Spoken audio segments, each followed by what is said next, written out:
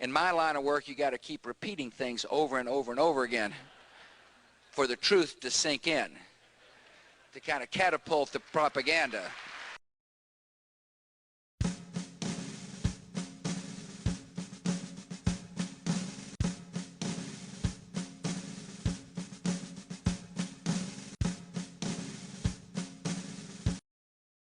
Iran aggressively pursues these weapons and exports terror, while an unelected few repress the Iranian people's hope for freedom. This notion that the United States is getting ready to attack Iran is simply ridiculous. Having said that, all options are on the table. State sponsors like Syria and Iran have a long history of collaboration with terrorists, and they deserve no patience from the victims of terror. The United States makes no distinction between those who commit acts of terror and those who support and harbor them, because they're equally guilty of murder. The behavior, kind of trying to clandestinely develop a nuclear weapon, or using the guise of a civilian nuclear weapon program to get the know-how to develop a nuclear weapon, is unacceptable. Having said that, all options are on the table. The doctrine of prevention is to work together to prevent the Iranians from having a nuclear weapon. I know we're here in Washington, you know, prevention means force. It doesn't mean force, necessarily. All options are on the table. This summer's crisis in Lebanon has made it clearer than ever that the world now faces a grave threat from the radical regime in Iran. Iran is providing material support for attacks on American troops. We will disrupt the attacks on our forces. We will interrupt the flow of support from Iran and Syria.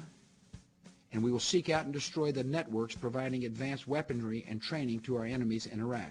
The Iranian government is defying the world with its nuclear ambitions, and the nations of the world must not permit the Iranian regime to gain nuclear weapons. The idea that somehow we're manufacturing the idea that the Iranians are providing IEDs is preposterous. And Iran's active pursuit of technology that could lead to nuclear weapons threatens to put a region already known for instability and violence under the shadow of a nuclear holocaust.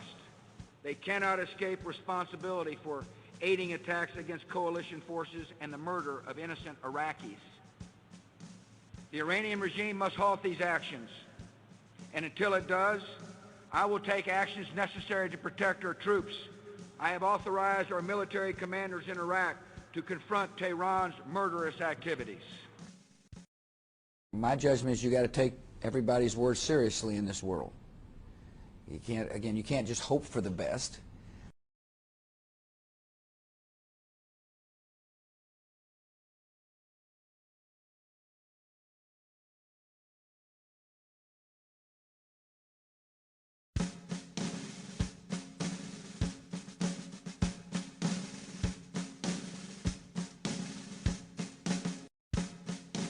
Important that they not have nuclear weapons.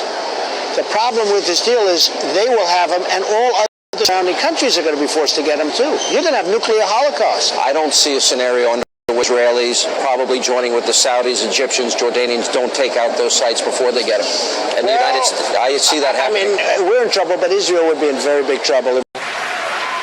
Congressman Paul, you say that President Obama is not too soft on Iran. You say that he is too tough on Iran. I want to put up some of your statements. Sanctions are not diplomacy, you say. They are a precursor to war and an embarrassment to a country that pays lip service to free trade. As for Iran's nuclear ambitions, you wrote this: one can understand why they might want to become nuclear capable, if only to defend themselves and to be treated more respectfully.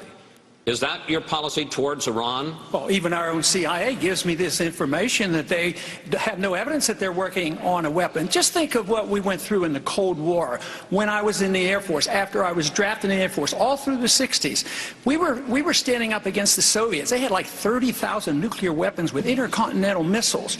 Just think of the agitation and the worrying of a country that might get a nuclear weapon someday, and just think of how many nuclear weapons surround Iran. The Chinese are there, the Indians are there, the Pakistanis are there, the Israelis are there, the United States is there. All these countries. China has nuclear weapons. Why wouldn't it be natural that they might want a weapon? There'd be, internationally, they'd be given more respect. Why should we write people off? There was, in the 50s, we at least talked to them. At least our leaders and Reagan talked to the Soviets. What's so terribly bad about this? And countries that you put sanctions on, you are more likely to fight them. I say a policy of peace is free trade, stay out of their internal business, don't get involved in these wars, and just bring our troops home. Congressman Paul, I want to just give you 15 seconds. I want to just make sure I understand. So your policy towards Iran is if they want to develop a nuclear weapon, that's their right, no sanctions, no effort to stop them. No, I think that makes it much worse. Why would that be so strange if the Soviets and the Chinese have nuclear weapons? We tolerated the Soviets. We didn't attack them, and they were a much greater danger. They were the greatest danger to us in our whole history. But you don't go to war against them. I mean, this whole idea of sanctions, all these pretend free traders, they're the ones who put on these trade sanctions. This is why we still don't have trade relationships with Cuba. It's about time we talk to Cuba and stop fighting these wars that are about 30 or 40 years old.